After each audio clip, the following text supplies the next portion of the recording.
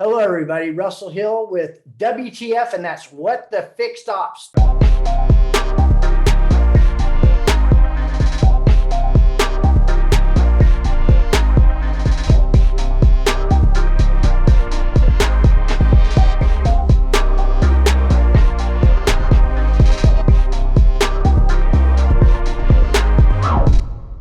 We have a very, very special guest, but I'm not going to actually introduce her today. My co-host will. Oh, excellent. Well, I'm Charity Dunning. I'm the CMO here at Fixed Ops Marketing, but this is the WTF podcast, so I guess Exactly. I'm the co-host here. And today we have Laurie Halter with Charisma. And tell us the name of your podcast, Laurie.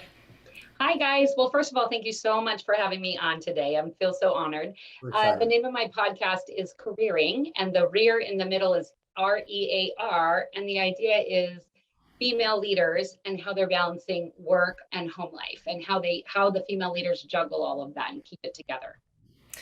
That's amazing. How long have you been doing that?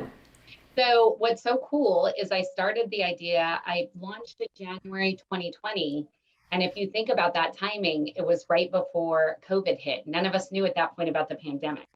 So we had no idea when we launched how important it would be to talk about juggling life, family, and work. And then COVID hit, and it was like this whole new series of episodes about how do we make our way through this time while kids are working. Our kids are home from school. We're all working over Zoom. The dog's running through the back of the screen. It really brought a whole new dimension to the podcast. So I'm in my third year this year. Isn't it really amazing? It's really amazing. We just had Lou and Fred on, the car guys, right? Oh, I love those guys. Yeah, we started our company January 7th of 2020, right before COVID. Okay. Yeah. So yeah, I remember listen, when that happened, literally everything changed. Everybody overnight. Yeah, literally. I mean, and not Yep. just in the area, we're talking around worldwide, right? So I remember setting up, go to meetings or those types of meetings before in my previous endeavors. And, sometimes they show, sometimes they wouldn't, right? It's like, oh, well, I can do it later. I don't have to show. Now it's like, it's commonplace. It's like, it's very rude. Absolutely. If you don't, and stuff like that. So we, our company, I think it was in March, we rolled out with a bang, and then everything kind of just flatlined. But service, because that's the industry we're in, was obviously essential. So those doors remained open, and our company has just exploded since then. And then Charity came up with this brilliant idea, because podcasting is really big, right? Yeah. I just love it. Yeah. And everybody finds they're running their own race, they're staying in their own lane, they're doing it the way that they're just being themselves, right? And I love it, because they're not all the same, but they're extremely informative. And Charity came up with this idea a few months ago called WTF. And most people's head go in one direction with that. And you say, I what love the fixed ops? And it's like it's our #1 destination page on our website now. Yeah, most people do love it. They get the joke. Talk about how apt it is to have a woman in automotive podcast working at home before the pandemic. Russell and I are very used to it. Normally we have a third co-host with us. And Nico, he's 8 months old. So talk about working at home with distractions. Nico is for sure. He's part of our show. At times, he really is part of our show. Well, you know what I love about this? Here's what I think. Here's one of the silver linings from the pandemic, because there's actually quite a few if we start looking at it. But one of it is, I think it's humanized all of us to realize that what we have at home, we've become real people. We're not just bots in offices. I think what it's given us is the ability to, like I said, my kids were at the kitchen table with me doing their homeschool. My dog was running through the back. The FedEx guy is ringing the doorbell. And the thing is, we were all in the same boat. So I think it really humanized the experience. We were all kind of in it together. And that's really held on since people started going back to the office, which has been lovely. NADA, when it was about a month and a half ago. Yeah. That's the first time I met Charity in person. That's really? And how long have you been working together now? Well, ever since the company started. Yeah. Oh, right. So, Yeah. And, Yeah, and and I didn't mean, you feel like NAD, it was like this year, such a celebratory, everyone was so grateful, everyone was so excited to be there, yep. like the energy was just off the charts this year. Yeah. And to meet other people in person. People were Yeah. so Yes, excited Absolutely. about that. It was like a pressure valve being released. 100%, like a great reunion of all the people that you'd met over Zoom and through screens for the last Yes. 2 or 3 And years. we feel like we've known each other forever, Yes, Yeah. right? Yeah. I yeah, mean, it's just an amazing medium. It's not only has it changed everything, but it's not going away. no, I agree. And how interesting from a branding perspective that Zoom really came to the forefront and really became the tool of choice. Yeah, it It did. did. I don't even really know why, but I started seeing it everywhere. Mhm. And we were originally on GoToMeeting or something like that. Same, I just same with found, me. yeah. And then not only do we have the Zoom, but I mean, we have the phone system and we have, all that stuff. Yeah, Yeah. it's really great. So, Lori, let me ask you this. Okay. Do you have a family? I do. Tell So us about your family. okay. I have 2 teenagers, 14 and 16, Ethan and Emerson. My son is 16 and my daughter's 14. And I've been so blessed because I've really owned my agency since 2003. So I've had the good fortune of working for myself since they were born. And Wow. it's really allowed me to be the mom I want to be and go to school. And like I was at school so much when they were in elementary school, their friends asked me if I worked there. But then I also had this beautiful experience of continuing my career and having a work life too. And so I just feel so fortunate that I've been able to do both for the whole time.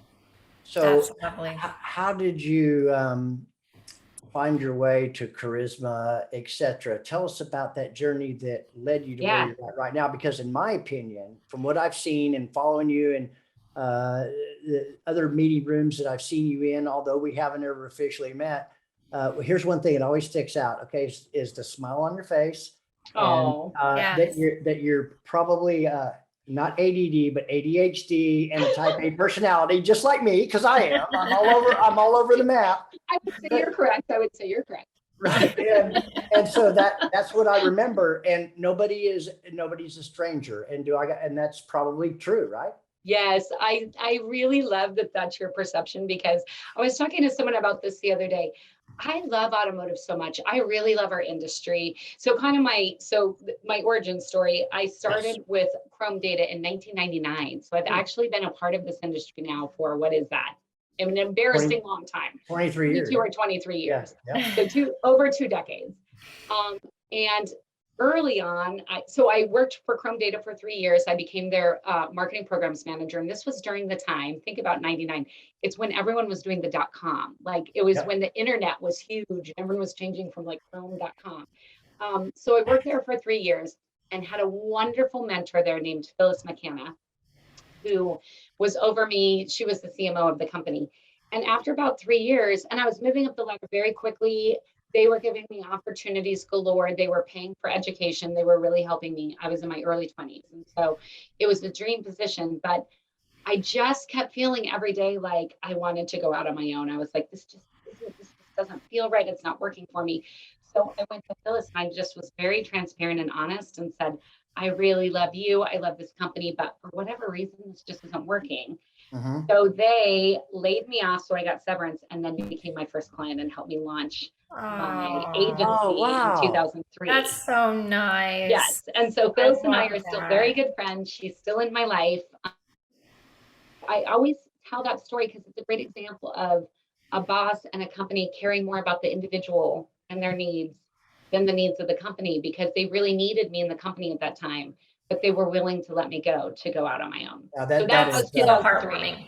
yeah. What a heartwarming story. What great employers Yeah. you had. That's- Yes, I just feel so fortunate for the people who have been in my life and the way they've helped me grow. So that was 2003. I, of course, started Charisma Communications. I literally came up with the name because I put all the attributes that I wanted for my company in Google, we probably didn't even have Google back then. I don't know. I probably looked it up on Synonym Creator or something. And Well, that Charisma fits came your up. personality too. Let me tell you. It does. So Charisma came up and I was like, oh, Yeah. Charisma Communications. And the funny thing is, thinking back, like my first logo, I think about this now, like what in the world was I doing? My first logo was a martini glass, and Oh gosh. the blue circle that I still have as my logo was the olive. And Oh, so as I got more professional, the blue circle remained and the martini glass. Oh it's my gone. goodness. I can relate to that though. I've had some But interesting ideas in my yeah, youth when I didn't quite understand quite what the I was message you doing. wanted to get across. Yeah, Yeah. I think about that now. I'm like, oh, that's adorable. I was like early 20s and thought for some reason alcohol would be like a great Yeah, different times, right? You think one way in your 20s and your 30s, you think a yeah, little bit differently, and yep, and so on. Things take yes, on. That's so yes. true. What tell us about the ins and outs or the spurts or setbacks that you had with Charisma? Yeah, so I think the biggest thing I've learned is if you're good to your clients, and I don't like being named as a vendor, I like being named as a partner. We really stay small, and I like being extremely, extremely involved in all of the clients that we work with. So we own Charisma is a PR firm, and we do content pieces and organic social media and that type of thing for companies in the space. So I think the setbacks have been I've been through 2 decades. I've been through a lot of dips in the market. I mean, 2000 was the tech bubble burst. 2008 was 2008. when OEMs were getting bailouts from the government, Yeah. COVID. So the one thing that's been steady is as good as you are to your clients. And I work mainly with tech companies. So when dealership goes down, the first thing that they get rid of is software and tech, right? That's right. Generally, that's the first thing to go. I've had the majority of my clients stay with me during those dips.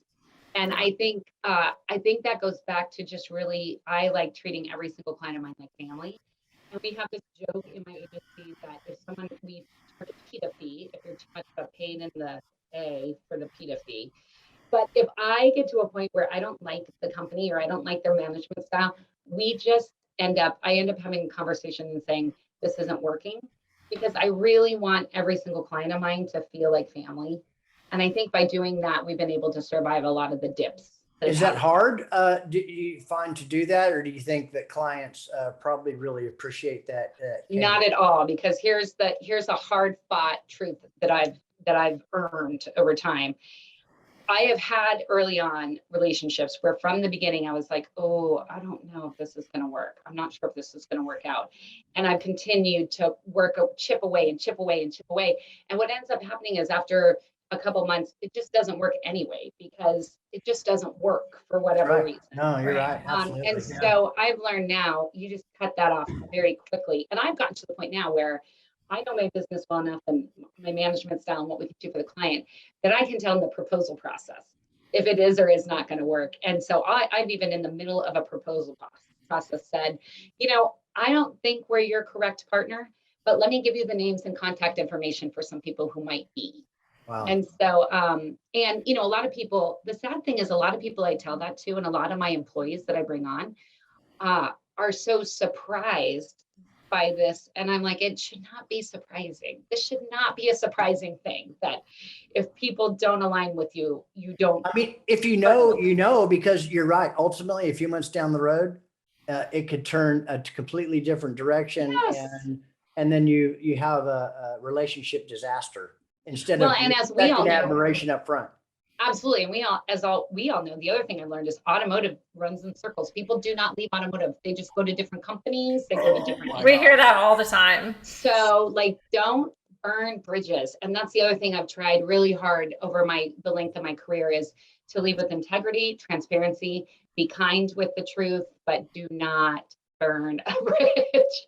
I have seen countless companies, and I've been in this business since '85. I've seen countless companies come and go. Yeah, I used to run dealerships, and then I left and got into the vendor space. But it is, you think it's vast with what 16, 17,000, but it is small. So small. You can blow it in a second, and you've ruined yourself. As a matter of fact, you're talking about relationships. Yep. Dave and I were just talking about this yesterday. They're the same way. They're not for everybody. And yes. Even Lee Iacocca back in the 80s when Chrysler ran into what they ran into, he said, ladies and gentlemen, in the end, you can sum businesses up to three things: people, products, and profits. I call them the 3 Ps, the most important of which are your people. That's it. 100%. All about people. Yes. And also the way you make them feel, right? So whether it's your customers, whether it's people I meet at a conference for the first time, or whether it's my own employees and my own staff and the contractors who work with us, I really truly believe and am guided by, I would like people to leave better than I found them. And so how do you create those interactions across the board, from your staff to your partners to the industry as a whole? It is so remarkable. You keep stirring stuff up in me. So I know everybody has memories through life, right? And each time that we reflect on a memory, we're telling somebody about what happened, when and where and stuff like that. It takes on a life of its own. It's not necessarily exactly how it went down, but here's something that never changes: how it made you feel. That's absolutely right.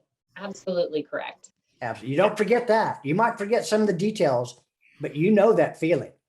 And do you know Sandy Cerami? I do not. Okay, so they do business bourbon and cigars, but he has a training company, and his training, we align so well. Every time we get together, we're like, yes, yes, yes. His whole training and development is around, look, stop with the skill sets. And so it really, are you creating an environment for these people that make them feel worthy and good and ready to interact with you? True. And that's it. That is like really the pinnacle of everything we're trying to accomplish. Now I understand why you're working with Quantum 5, because you are succinct, totally aligned. We are very aligned with what they're trying to accomplish in the marketplace and how I feel as an individual. Well, that's very much so. So go ahead. I'm sorry. I interrupted. Yeah. So I had a question about your PR company. So to me, public relations is about kind of fixing a damaged brand or something like that. You Crisis management. Yeah, exactly. And you mentioned you do some social media posts, some blogging. So is it more on the PR side where you are fixing some of those bridges that have been burnt, or is it more on the marketing side? Yeah, that is a great question. It really is. So PR, I almost don't even like the name public relations anymore, because really what I think we do now is content creation. And so it's more to answer your question, it's more on the marketing side, I think. We partner with marketers the way I put it is, we create content for you and then determine the variety of different channels that we can get that across. So a lot of times I like using, let's say from this podcast, you could take this podcast episode, exactly what we were talking about before we got on the interview. You can clip it for social media. You can create a blog post out of the interview. You can create a press release about me being a guest. You can take the article or the blog post, create an article and put it in with like a digital dealer under one of your executives' names. You can, so we talked about 5 different ways that you can take this one podcast episode and create content. Oh, put it up on YouTube for SEO. So exactly. I'm saying that we really create the content. We are the content creation portion, and then we help you determine what channels to distribute that content on. That's a lot of work. That's a big job. You guys know this from creating a podcast. Yes. And the funny thing is, I'll have a lot of clients that say, yeah, but I feel like we can do this in-house. And it's like, you absolutely can, but will you? Do you have the strategy, resources, and time to actually do it? Right. You need a full-time staff member to run. That's why our episodes come out every other week. Yeah. Because there's so much effort that goes into each one. Oh my gosh, my podcast is the same way every other week. And before I thought, man, do I take this down to once a month? This is a lot of, and Carearing is on the side of running the PR firm in the automotive industry and being a mom and being and. So it is a lot of work that's put into these. I don't even realize how much, but Sherry and I were talking, I think last week or week before last, because we're doing it every Friday, and said, well, maybe we should take a week or two. I mean, right. Because we've developed such a notoriety that people are actually coming to us now. And, that's great. And it's really easy to find people because I've been connected in the industry so long, Yeah. And eventually we'll get around to all of it. I do want Dave O'Brien on. Absolutely. Got to have him on. Yeah. Well, and congratulations to you two, because I feel like that's a huge success metric when you have people coming to you to say, can I be on your show? Mm-hmm. Yes. That's really impressive. Well, thank you. I got to tell you, Laurie, all I really do is show up. I'm serious because I feel like Russell is the pretty face and the talent, right? well, I don't know about that, but thank you very much. But no, it's charity. I mean, I wouldn't even begin to know how to do this. She has built such tremendous following and brand awareness Yes. in such a short period of time. And you know what? She's almost done it completely organically with no money. Wonderful example of her being your PR, in-house PR staff. So when I'm talking about public relations and content creation, Charity is a perfect example of someone who gets it. And Right. I get it completely. Right. And I'll say it again. I think the reason that we got invited, one, because of the topic and the timing, right? You know, with fixed operations, but two, which we talk about and we're a proponent of, being a female, having somebody at the executive level that's Absolutely. female in a company. And I want to get into that with you too. So like you're the first person during that year and a half ago when you first came on that I really, and then it's just like, I'm a member of so many other types of casts and stuff like that. You know, Carrie Wise was on shortly thereafter. I mean, just phenomenal lady. And I really believe this stigma associated that there's a huge paradigm shift going on in automotive. Yep. And you are one, and Carrie and a few others, as well as Cherry, that is paving the way that, hey, it's okay. It is not a man's world anymore. And you know what? I'm okay with it. And the ones that aren't, here's what I say to them. I have a lot of acronyms, Laurie. Okay. So some of these guys get to a point where they have this status, right? Yes. And status, those aren't true leaders, okay? Right. They're still too arrogant to understand success. Correct. That is status. They don't understand. Step aside. Let other people. I gotcha. I like it. Yeah. Yes, I like it. It just came to me. Sorry. Oh, sorry. I was like, okay, still too. Yes. Okay. Yes. Gotcha. Absolutely. Yeah. Yeah. No, I so appreciate that. And I really do think women in automotive is having a moment, like a big moment. And it's so exciting to see. And I think the difference, even from, I'll say, even with my Carearing podcast, I'm amazed to find out the men in this industry that listen and support me and will send me emails saying, like, great interview with that, you know, Carrie Wise or whoever it is that was on the other day. And I think the other thing that I've seen a major shift in over the 20 years is the women who are currently in these lead positions who have come up over the last 20 years through the ranks, like your Carrie Wise, like your Suki Ghosh. The amount of support that they have for the other women, like there is really the sense in Charity, like you've probably felt it as well. There's really this sense of camaraderie right now that's going on. Yeah, it's really incredible, and like women willing to support and engage and, you know, help younger women up through the ranks. Like it's really a huge thing right now, and it's beautiful to see. So clue me in, because I've really started seeing this since the pandemic. Now, if it existed before, yes, I knew it did. And I've never, nothing but welcomed, even when I ran stores, hiring women. Actually, a lot of times they were better in a lot of ways. Okay. And, you know, the guys, you know, their pride and ego and stuff like that, they got to set it aside. Just run your own race and stay in your own lane. Right. So have you seen it change dramatically in the last 2 years, or is it just something that I've just now started realizing? No, I think it's changed dramatically within the last few years. And I don't really know what to equate it to. I mean, I guess it could be Zoom and that there's more opportunity. I know for myself, I'm such a social individual and I'm such an extrovert that when we took away the in-person conferences and things, I really took to LinkedIn and some of the social networks to find that community that I was really missing. So it could have to do with that. I honestly don't know what the explosion is, but I love it. That's a good question as to, you know, what made it all come to fruition. And I think about me too. I just enjoy working with people from other brands that I like their brand, and I think they're good people and have all the qualities that we have here. And sometimes they happen to be women, and then it just draws you closer when you have that in common. Yes. Well, and I like that you said that too, Charity, because I'm always very careful to point out as well that as much as I support and really like, will high five the women and congratulate them, what we're really talking about here is leaders. And leaders, there isn't a gender. And so truly, what we're talking about is the best leaders for their organizations. And guess Right. what? A lot of those leaders are female. That's right. Yeah. So yeah, They are. And we have one right here, Jerry. We have Exactly another right. one, Laurie. Yeah. exactly. Yeah. And I'm odd guy out here, whatever, right? So Third wheel. Let's gang up on Russell during this interview. Yeah. I'll tell you, LinkedIn is our lifeline. Now we do, Instagram and Twitter and Facebook, Yeah. etc. But I mean, we developed. I've been on 13 years now, maybe 14 Wow. years on LinkedIn, and I mean, I go to it for everything. Me too. I'm on it every day. I would say I'm probably an hour a day at certain times, sometimes more. Yeah. Not so much at Facebook.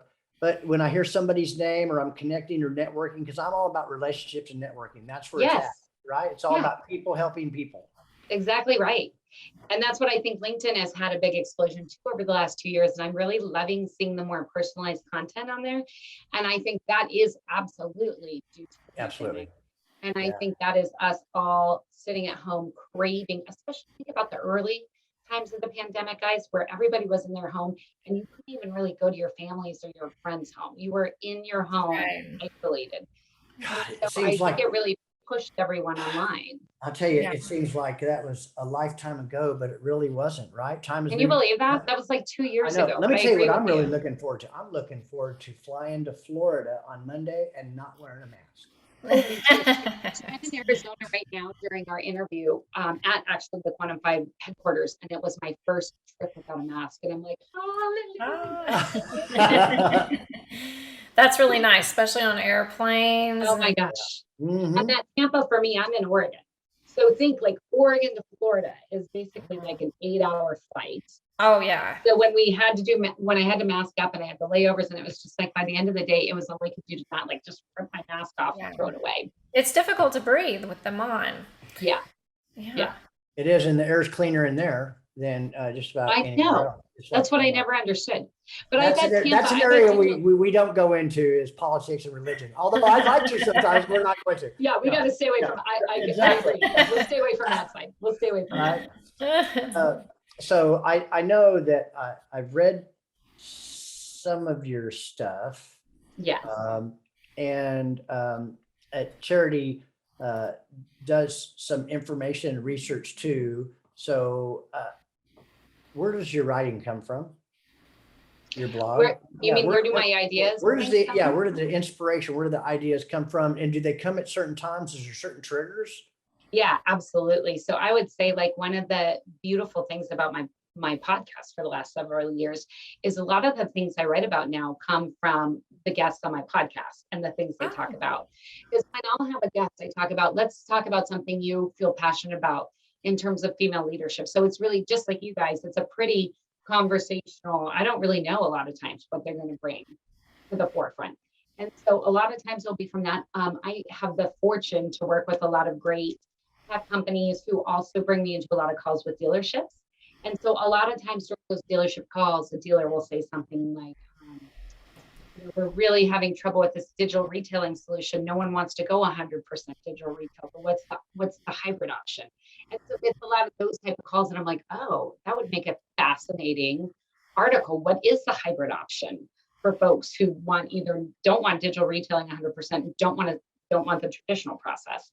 So a lot of it just really comes from speaking with clients, their dealerships, and then from the podcast. Smart. Yeah. I've seen a lot of your work published on LinkedIn as I'm strumming through it, and I think, what a great writer. Where does her inspiration come from? That is so kind. And I'm a journalism major. I thought I was going to become a broadcast journalist. When interned as a broadcast journalist in college, and my first time that they sent me out to be on camera, I had to ask the woman whose house had just burned down how she felt. And I said, you know what? I'm not going to do it. And I don't want to be a broadcast journalist. Right. I started out in journalism too. Yes. And what made me want to quit was the whole bias. And it didn't matter which direction, but it was always slanted. It wasn't, what I was taught journalism was, which is just reporting the facts. Yes. And so many of the stories were just fluff. Airstreams, come to Salem. And it's like, yes, you nobody really get, cares. and then when you go behind the scenes, you start going, ugh, this is not what I went to school for. Yes, This is not icky. what I was like trying to Yeah. accomplish from this standpoint. Yeah, you can Yeah. go so much further as a blogger for your clients and Oh, giving them valuable when I content. still remember one of my professors in college, still a dear friend of mine, said, and he never lets me forget this. He at the time said, "Oh my gosh, you would make a great public relations professional. Have you ever thought of PR?" And I was like, "No way. I will He's not never coming. stand behind a product that I don't want." Blah, blah, blah, blah, blah. And here I am 20 years later and I own a PR firm. Exactly. So do you do other companies outside of automotive, or is automotive your niche area? We are completely niched in, and even within automotive, we've worked with some dealerships, we've launched a couple groups, but really even more niched, we work with the tech providers that sell B2B services into the dealerships. So we really are like Well, very, that's what we do. Right. That's what I was there you trying go. to make that connection to see if that Yeah. fit, and it Yeah. does. See, there you go. Interesting. How smart are we? The three of us are brilliant. Right. I know. Right. I know. We I started tell this you. company right before the pandemic started, unknowing that Yeah. there was a pandemic What was coming. coming? Yeah, and a couple months in, a pandemic hits, and we're like, okay, I guess we just adapt. We're Roll with already it, all right? online. Yeah. You know, we're Yeah. all trying to figure out what would happen to the automotive industry. I knew this when my business partner Rick and we got together and we started talking a few months. We said, you know, because we had a technology company that we were partners in before this, and we can't even call it a technology company, not even remotely compared to what we have now. But what was the next big thing out there?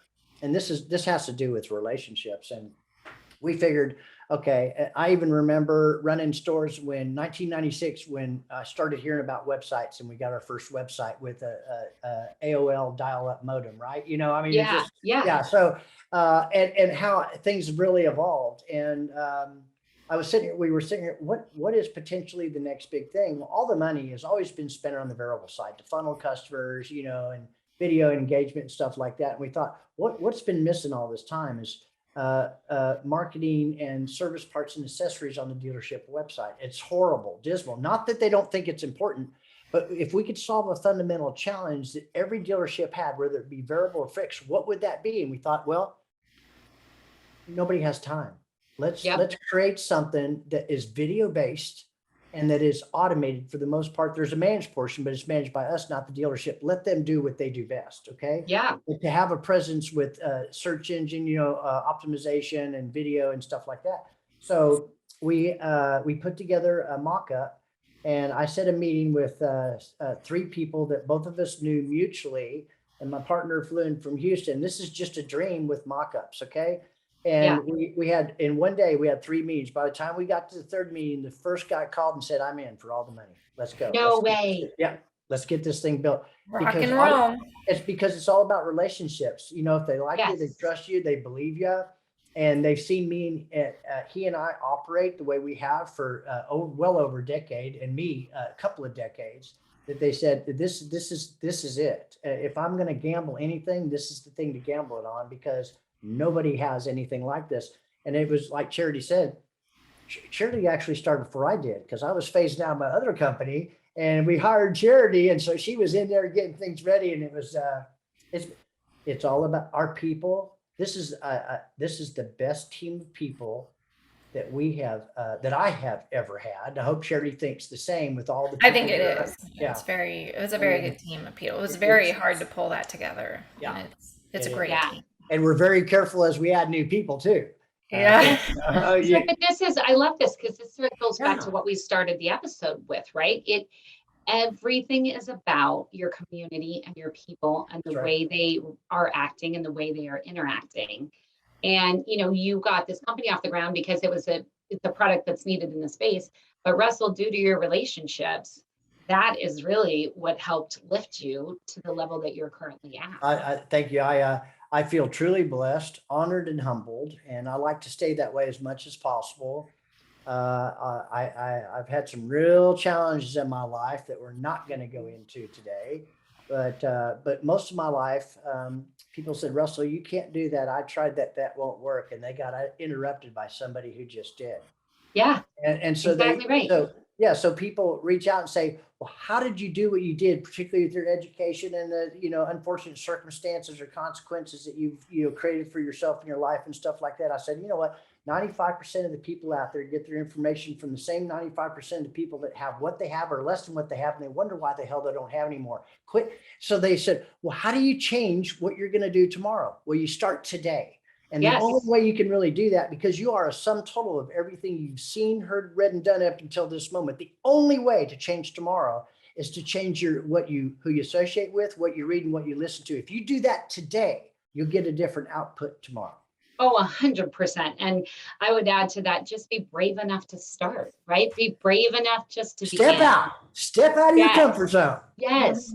Like when I started the Carearing podcast, I literally was Googling in October of 2019, how do you start a podcast? What is the platform for a podcast? Like, I didn't know what I was doing, but I jumped in, and when I look back on the things that it's brought into my life, it's amazing. So if I hadn't thought, I'm going to start a podcast, I don't know anything about it, but I'm going to go learn how to do it. There's so many things in my life now that wouldn't be here without having started that podcast. You make such great connections too. Yes. And I'd also like to add that we are the average of our friends and the people that we hang out with. So if you think how powerful that is, we are the average. It is. I like that. Your vibe is your tribe, right? Or your tribe is your vibe, right? Amen. Right. Right. That is so true. Most people don't get it. And so I think there's two kinds of fear out there, Laurie. There's fear of what you know and fear of what you don't know. And I think everybody, for me, this is only my experience. Nobody has to buy into this, but for me, being in a comfortable zone, I love being comfortable, and I am, but I'm talking about, I'm always stepping out and stretching. And I think some people are so used to, with the fear that they know that if they do this, and that, they know what the consequences are going to be. And even though they are dire sometimes, at least they know what they are. But fear of stepping outside your comfort zone on the other side, not knowing what's there, it takes a lot. And you have to have faith to do that. But absolutely what I found is if you're willing to get out there and step outside of that, usually the people around you are saying, hey, don't do that. You can't do that. I tried that. It has nothing to do with you. It has everything to do with them, because they see you making a move that they wished they could have made or had the gumption to or should have at some point in time. But on the other side, there's remarkable people like a Charity or like you out there to say, hey, you know what? I love you. Let me show you this. Let me introduce you to this person. Let me introduce you to that person. And you know what? You damn well better pay it forward by doing it for somebody, helping somebody else along too, because that's pivotal. I have to tell you, the other person who I just feel so, I think also gratitude for me is a huge item. Absolutely. Just grateful. I do a morning gratitude list. And one of the things I'm most grateful for recently is John Traver has offered to kind of mentor me and help scale and grow my business. Oh my God. Just out of the goodness of his heart. Literally, he said, I just see what you're trying to accomplish and I want to help you. Listen to this. I went through his boot camp in 1996. Yes. And he's just he is the most lovely man. He truly is just so giving. Never met him. Oh, well, we need to correct that. But he's sold 5 or 6 different companies now, I think, in automotive. And so he told me the other day, he said, now my job is to give back and to continue to help the next generation of leaders in automotive move forward. And so I think it's just such a beautiful example of what you're talking about. Like, just have the courage to step outside your comfort zone, and people see that and want to be a part of it because they see what you're trying to accomplish. Yeah, they want to be around it. The sense, the aura, the way you speak, your voice, your body language, your voice inflection, those things attract people. And when they find out that it's genuinely you, that you're that way by yourself, as the same way you are with people around you, you can say whatever. People sense that. They know that. Even I used to teach my salespeople and managers this kind of stuff. When people come in, they're nervous, they're scared. This is your house, okay? They're driving up to your house. There's a stigma associated with car sales, et cetera, which all of that, we're all trying to, a paradigm shift going on there as well. But they come in. But here's the thing. If your actions don't match your words, think of the customer, but forget about that. Think about your own self when you go into some place and somebody's talking to you or pitching you or whatever. If you get that pit in your stomach that something's not right, something's not right. Their actions are not 100%. matching their words, and you're picking up. You may not be able to quantify exactly what it is, but something is not right. So slow down. Yeah, and be authentically you as much as possible. And and if that means that we don't all have to have podcasts and be on LinkedIn like larger than life, if that means you're introverted but analytical and can execute with the best of them, then go be introverted, analytical, and execute with the best of them. Just be the truest and most authentic version of yourself. That's right. And you're going to find success in what you're doing. Especially if you put every effort into what you're doing and yes. and really try hard to do Absolutely. a great job at what you do. It took me so long to figure that out. And I try to help many other people because I work with a lot of people in recovery. Nice. Outside of this, yeah, I love working with people in recovery because I am as well. But where things really started to change for me was I got a chance to know Zig Ziglar. Yes. And yes, and I got invited by his office and him to actually lead a devotional at his Dallas office. And he's there on Mondays. And I always have ascribed to the Zig Ziglar philosophy. If you help enough other people get what they want, you'll get what you want. You can forget about the what, you can forget about the how. It's the why that drives the enthusiasm, the excitement to figure out what. And then the action comes as a result of the action comes from that because it's high level action and there's results. It's not magic. It's not coincidence. It's not luck. It's you reap what you sow. You're totally speaking my jam right now. Like I 100% believe in this. I knew it. Yeah, no, 100%. I try and connect people all the time, not with the idea of how can this come back to me or now they owe me. It's just like you're saying, if you're working at a higher kind of level, and you're not necessarily, you're giving more than taking, then it's always going to come back to you in some way. In some way. And I've seen this happen. I've seen this happen in my own personal life. It may be years down the road, but it always comes back. You know it. And yes, we know that it is better to give than to receive. We know that. We know that it does come back to you. You cannot most of the time quantify it's because of this or that series of actions. Right. But you know what? If you just do the next right thing and treat people right, you're going to be blessed. Yeah, I 100% agree. I'm getting like chills as we're talking because this it's basically my philosophy on life, career, and it's the beginning of everything. Hence charisma. It's charisma. It all came around. It came full circle. Here we go. Tell us about women. Tell us about women in automotive. This is really, really important to us. And tell us some of the pioneering things that are going on. Tell us about what's going on at Digital Dealer with you and the women, et cetera. Yeah. So I know by this time airs, we'll probably be past Digital Dealer, but this is a point where we'll be there next week when we're recording this. Right. So I'll tell you the interesting thing with me, I love women in automotive as the association. Veronica Dunford just bought it with a collection of different industry individuals. I think it's going to make an amazing splash. There's a reception going on during the show. I personally would have decided to make a change more organically. And so for me, I'd like to individually reach out and have been individually reaching out to the women who are either coming up or I've just had a lot of who have reached out to say, how can I become more involved with women in general? You know, we went to NADA and some of my good friends, Jackie Grillo of Kelly Blue Book and Melanie Borden and Shauna Corsali, they put together just an ad hoc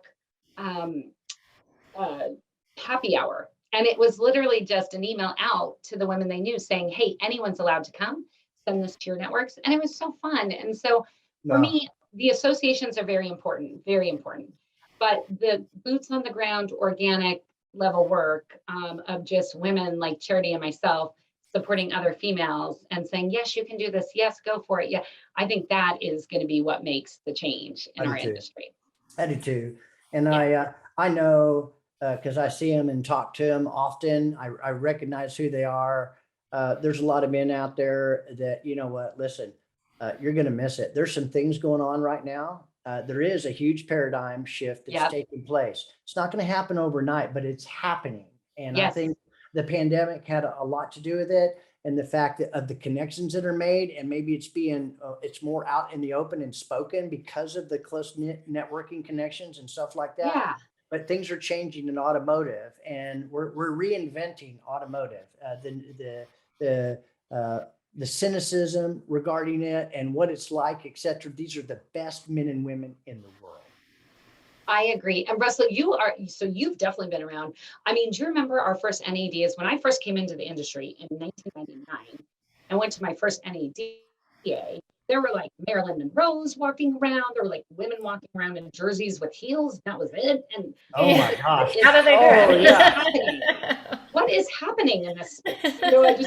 I had men coming up to the booth at Chrome asking me if I was a booth babe. I was like, what in the world?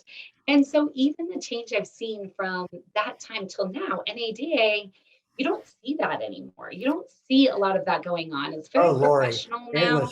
It was horrendous back then. It was bad. Do you remember? It was so bad. Yeah, I remember. I'm sure you remember. Like there's, and I'll joke and laugh and be like, as pro women as I am, it was kind of fun. I gotta admit, it was kind of fun back in the day.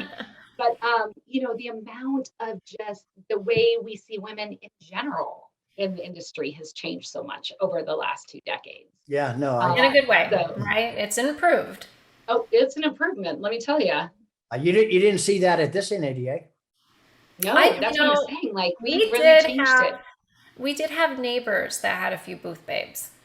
But they kind of came for like a specific. Oh, yeah. Okay. Oh, yeah. But were they in so if I see booth babes now, and I hate even using the term booth babes, but they're generally in like the logo t-shirts with the jeans and they have the tennis shoes on. Like they're not like in full Vegas. They're not part of the company. Used to be. Well, they were in like business attire, but very short skirts, and the colors matched their brand colors. So it was like a bright blue. I do have to tell you, here's my other thing. Back in the day, I'd be like, ugh. And now I'm like, oh, their feet must look so good. I know. That's what I think. That's the first thing that I think is like, are they getting paid extra for wearing those shoes? Yeah, it's like, it must be so hard to wear those shoes all day. Yeah. I mean, there's a more politically correct way to do that today because people take notice of that. We just have to be absolutely. We really do. We have to be conscious. We have to respect other people's thoughts and feelings in a way that's never been before. And men are starting to come out from under their ether and realize that they're going to miss the boat. It's just almost like you mentioned earlier. We started talking about technology. You know Glenn Lundy? Yes. You know of him. Okay. Yes. Love his stuff. Got a chance to meet him at NADA. And with the car guys, he just finished a podcast, which one of the podcasts they did in the morning during NADA happened to be right by our booth. Okay. And so I got a chance to meet him, talk with him, and I see him on some other things. He probably has no clue who I am, and that's okay. Yeah, when you got hundreds of thousands of followers, people are always wanting his attention. But I made notice of him. He said he's talking about technology and how it's evolved from 1922 to 2022 over the last 100 years. He said, mark my words, the next 5 years, technology is going to move as fast as it did the last 100. That's and so we need to embrace it in ways that from AI to augmented reality, artificial intelligence, you name it, it's all coming. It's coming fast, and we need to get on board. And I don't think we need to be afraid of it. Do you think, Laurie?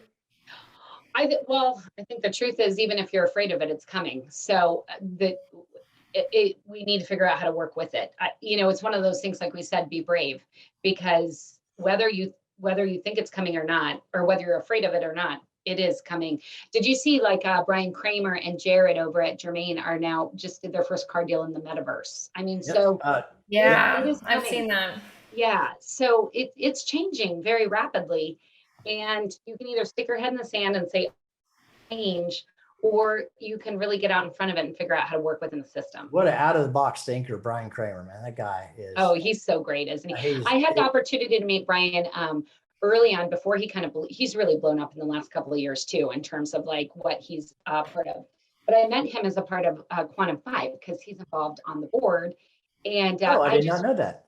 Yes, he's wonderful. And he is just, again, one of those magnetic personalities. At the moment you meet him, you're like, wow, this guy is really something. There's something about him. And I think it's just his energy. Like we've been talking about this whole hour. He's just got a great energy about him. Yes. Mm-hmm. And it seems to be real. I think when I first heard about that, it was on I don't know if it was on the Car Guys or it was on Sunday Night Live or something like that, where he was talking about doing the first deal. and like that to Meta. Yeah, whatever. Yeah. Yeah. It was fascinating. It's like he made that comment too. It's coming. You're going to miss. So an opportunity is not an opportunity when everybody thinks it is. They've already missed it. If everybody's Correct. on board, the opportunity had to be way before there in some form. Yeah. Or fashion. So The moment the collective knows about an opportunity, it's no longer an opportunity. Right. So kind of goes to the value of your nightly news. You know, if you're hearing, as far as financial news and thing, when you're hearing on it, the nightly news, it's long past the opportunity. 100%. That makes me laugh. This is kind of an aside, but I have a friend who got a new puppy the other day, and he put an adorable black lab. And the black lab goes out and gets the paper every day. Like this little puppy goes and gets the paper and bring it back in. But one of the comments was like, "You still get the paper? What are you, 85?" Oh gosh, I missed the whole point. I was cracking up. I was like, "Oh my gosh, that's kind of true." They still get the paper. you mean they still print them? I don't know. No, I guess so. Right. I've heard that people really like the routine of sitting down, opening the paper, drinking coffee, flipping through the pages, filling out the crossword, you know, it's part of a ritual. I would much rather do this than read online. There's something about looking through and reading for me anyway. Not A real rock. and I'm not taking it away from everybody, but I have a problem with real books agree. too. Same. So I'm a book lover. If you were a journalism major, we're probably very much aligned in terms of like, I love reading books. I love books. I love stores. I love it all. And there was about a year or two ago, I realized that I was reading everything on my Kindle and I was ordering everything through Amazon. And there's nothing wrong with that. But if I truly am a passionate person who wants to read and loves books, I was like, what am I doing? I should be going to bookstores. I should be buying these books from independent booksellers. I should be flipping through the pages. I'll literally like sell the books. Yeah. You know, because I just love books so much. And so I think it's just being intentional about whatever it is, whether it's that you love books or that you being intentional about supporting the things that you feel really strongly about. Absolutely. You know, there's a time when I would buy multiple books. You know, when I first got into Insatiable Appetite for Reading, it was with Dale Carnegie and How to Win Friends and Influence People. Yes. That started my insatiable appetite from a mentor that said, hey, you need to start reading. Anyway, long story, but the short story was I started reading, you know, now all of them seem to have some semblance at their own way, but there's a general theme to all of them, which I've come to recognize because I've read so many of them.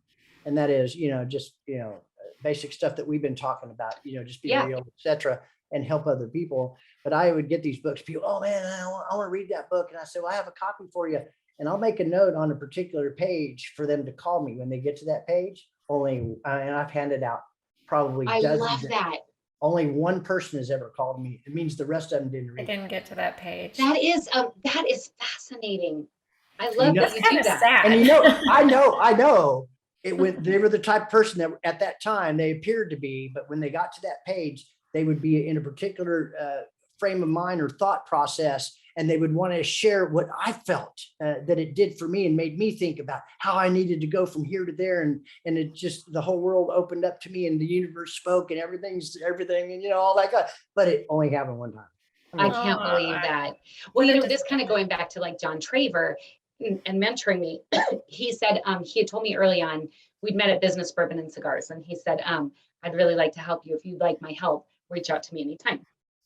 So I did. You know, I said, thank you so much for offering to mentor me. I can't believe, but along those same lines of what you're talking about, Russell, he said, you would be amazed how many people I make this offer to and who never follow up with me to take it.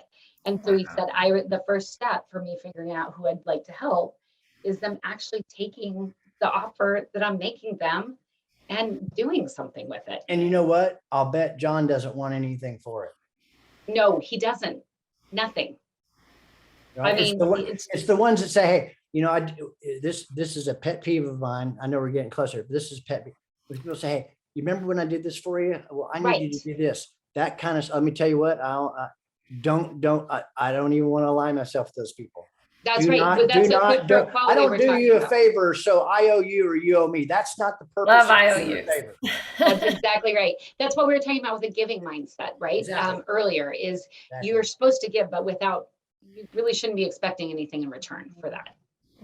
Exactly. Yeah. It should be from your heart. Yes, exactly Yeah. right. So true. And if it's So not, true. don't do it. Yeah. If it's not, just don't offer it up. So I, Yeah. I must warn you though, I'll probably see you, Charity and I will see you at We will. Okay. And I know this is at the end and everybody will see this after the fact, doesn't make any difference, but I'm a hugger, so I'm gonna hug you. Oh, me too. I'm a huge Yeah. hugger. In fact, just the other day, someone said, okay, you're in business all the time. You don't hug, do you? I'm like, oh, I hug everybody. Yeah. I hug everybody. I said, I first meet them and I hug people. So yeah. I'm so glad COVID didn't ruin that, the huggers. Me too. I Yeah, agree. I don't think I'd ever allow it to ruin it for me. I would continue to do it. Even if people Yeah. were totally like grossed out by it, I would still do it. Yeah. Hell, I could go an hour-long story on just hugging and how it's opened other people's minds up. And now they were opposed to it. It was really uncomfortable for them because they didn't come from that. And now they do it everywhere. Yeah, that's exactly right. So let's bring hugging to Digital Jeweler, right? That's great. We all did this, you know. Come get a hug. So, this is Charity. Lead us to the end. Sure. Well, Laurie, we very much appreciate you coming Oh, yeah. on and sharing with us a little bit about your methodology and what inspires you. And we like to do this with everybody at the end of every show. We want to give you the floor. So take a couple minutes, share what you want to share. We got events. Yeah. Anything. Well, I so appreciate you guys having me on. And I think out of all the things, there's so much we talked about today. We talked about content, we talked about female leaders in automotive, but I really truly think, my heart is that authenticity in your interactions and the idea that giving and a sense of gratitude is really what will grow your business more so than any book, any process, any person. I think if you're moving forward with a sense of gratitude and with really the joy of meeting and connecting with other people, you're going to be successful in our industry or any other. So beautiful. Thank you Well so said. much. Yeah, we are okay, everybody out there, men and women, boys and girls. We are humbled and honored to have had Laurie Halter on our show today. Another successful episode of WTF, and that's what the FixedOPS to all you out there. So like us on Facebook, YouTube, Twitter, Instagram, like Laurie on Facebook, YouTube, Twitter, Instagram. Watch her podcast, read her blogs, do all the things that we do, make introductions, refer people. This is what we do. We're a small knit community. We love all of you. Thank you very much. Thank you, Laurie. Thanks, Laurie. thank you guys. Super fun interview.